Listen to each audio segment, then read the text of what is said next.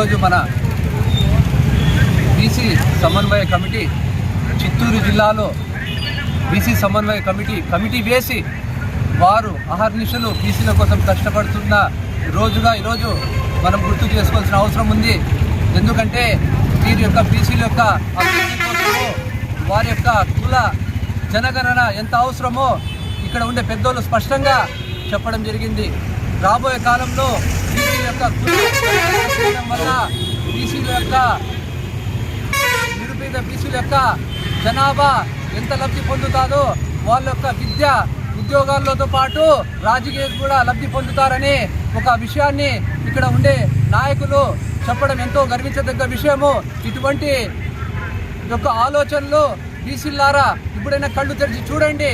రాబోయే కాలంలో బీసీలకు రాజ్యాధికారం ఉంటే వారి యొక్క జనాభా దామాష ప్రకారము వాళ్ళకు రావాల్సిన హక్కులు వాళ్ళు సాధించుకోవడం అనేది జరుగుతుందని ఇక్కడ ఉండే పెద్దోళ్ళు చెప్పడము మరి మీరంతా గుర్తించాలని తెలియజేస్తూ, అదేవిధంగా ఈరోజు చిత్తూరు జిల్లా నుంచి మన సత్యసాయి జిల్లాలో బీసీ సమన్వయ కమిటీని ఏర్పాటు చేయడానికి బయలుదేరుతున్న బీసీ సమన్వయ కమిటీ నాయకులకు కదిరి పట్టణం నందు ఘన స్వాగతం పలికి ఇక్కడికి విచ్చేసి ఇక్కడ అంబేద్కర్, జ్యోతిరావు పూలే మరియు వడ్డే ఓబన్న గారి యొక్క విగ్రహాలకు పూలమాలలేసి